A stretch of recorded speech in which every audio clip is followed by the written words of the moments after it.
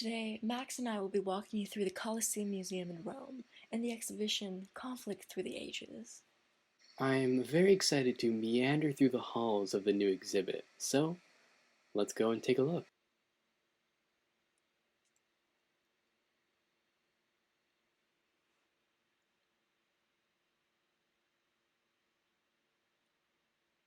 This is The Triumph of Death by Trioli, painted in the early Renaissance. You can open your brochures to read more information about the piece and follow along. This piece is bold, eye-catching, and it immediately sets a mood of conflict of man and nature, man and disease and death. Well, actually, the Colosseum itself immediately creates a sense of power and enhancement that makes the idea known that something wonderful resides within the walls. Well, to me it seems as if we are transported into the world of the gladiators, back to ancient Rome. There's a violence within that beauty. Back to ancient Rome, exactly. Let's move on to the next piece. Ah, yes, the Well Scene, a prehistoric piece with an unknown artist. This scene depicts possibly one of the earliest portrayals of man in art. While there are many different interpretations that have sprung up since its discovery, conflict seems to be the linking factors through them all. It does indeed also show that it is simply in man's nature to be violent. Now, shall we move on? Yes, I think so. And to Ashurbanipal haunting lions, an ancient Near Peace. And it comes from a larger relief. Here it is. The Egyptian Hall relief, to be exact. Lions, being violent creatures, were actually branded as unlawful to kill. Unlawful, one might ask? Yes, quite so. Lions were only permitted to be killed by the king as an act of pride and grand power at being able to withstand and hold at bay the violence of nature. This next piece, dubbed The Blinding of Polyphemus and Gorgons, which stands at nearly 5 feet tall. Wow, that's so tall. It really makes the message more powerful. As a story deriving from Homer's Odyssey, the conflict portrayed is mythological and physical between the men and the Cyclops. This is the start of a movement that idolizes heroes in the ancient Greek world, as well as appealing to the violence in man. Speaking of violence in man, we'll be moving on to the next part of the exhibit, which addresses the conflicts of man versus man. And this piece is part of the Bayeux Tapestry. It's a small section of the large tapestry. It depicts Norman's setback and defeat before overcoming and thriving. This section in particular shows pictures of gruesome war. Dead bodies scatter the ground, spears fly through the air, and horses charge the enemy. This image of conflict is a constant throughout human time, and this image is no different.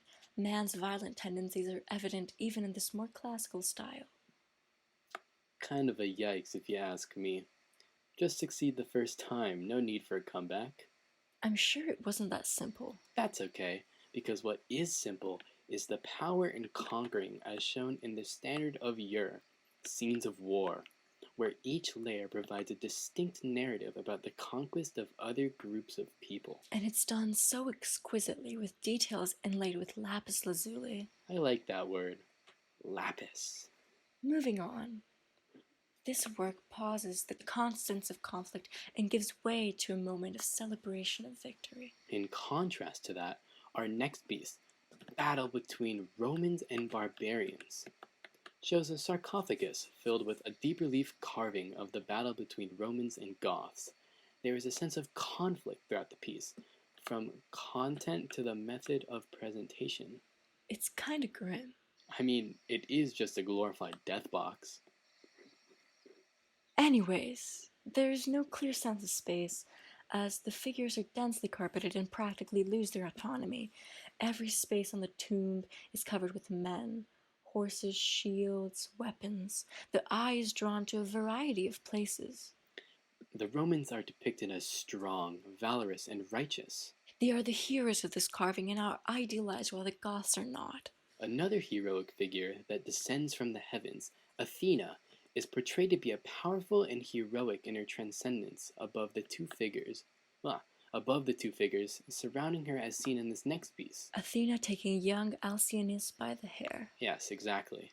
Several figures, including the goddess Athena, are protruding out of the marble to create a more dramatic sculpture. Athena grabs young Alcyoneus, who is seen in a great sense of pain in his eyes and outstretched arms. This very intense physical contact between the individual case showcases the ideal and victorious nature of the gods over other powerful beings. Another powerful hero shortly following is depicted in another vase, Heracles strangling A Antaeus. wonderful vase, not nearly as tall as the other one. This vase demonstrates a way in which gods, although they transcend human abilities, are a form of idealism. This particular point in history, the Greek, marked one of the first art pieces that modeled great interest in human anatomy. The figures fill the entire register of the pot, and the intertwining of the bodies break the earlier conception of how anatomy was interpreted. Now, let's move on throughout this hallway.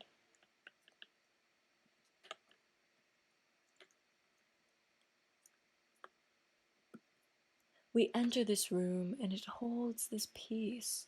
It's a legendary piece of the sculpture, The Battle of the Gods and Giants. I like this piece. Me too. This frieze is one of the first depictions of physical conflict depicted in a three-dimensional form of carving, as opposed to a painting.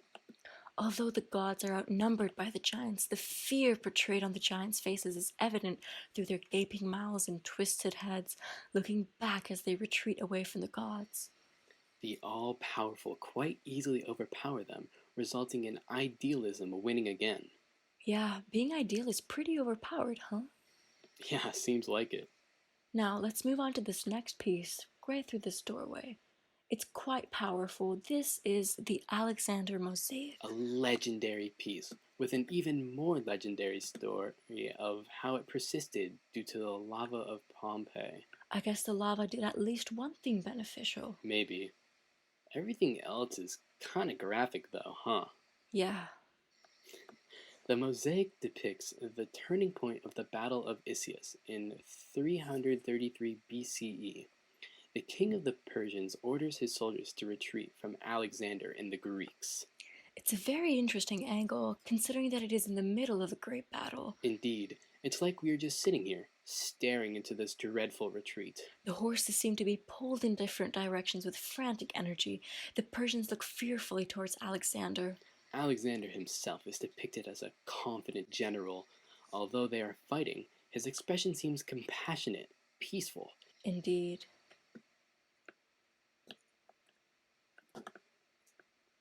This hallway feels kind of long, huh? Yeah. Think there's any significance? No. Yeah, me neither. Well, now we're here at the victory stele of Naram-Sin.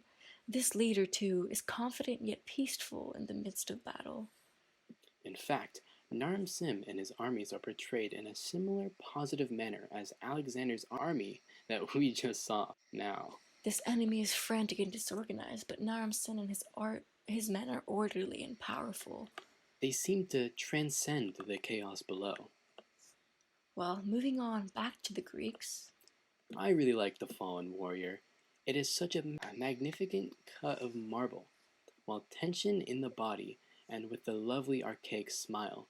But the feet and legs in particular here are sculpted so well, with a real sense of knowledge about bone and musculature.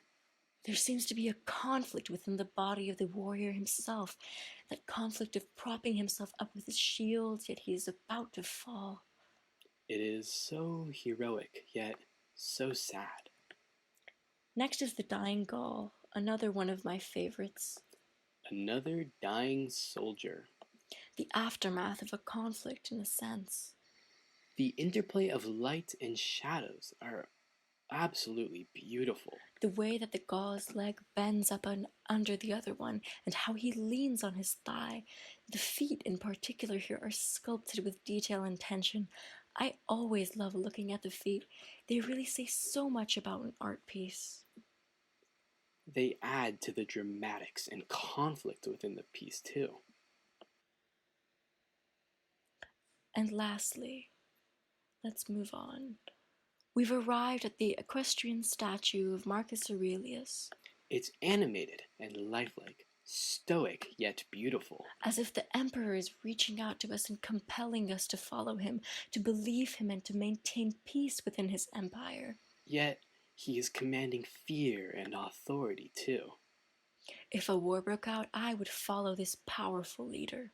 Yeah, me too. Hey, what a cute little table. Here, people who can finish the tour can create their own mosaic. Make their own mosaic? That sounds like hell. What do you mean? Who in their right mind would willingly make mosaics for fun? I don't know. Psychopaths? No. People with too much free time, probably. Okay, that makes sense. Well, this concludes our tour. Here's our little guest book for anyone who would like to sign. Now, let us exit.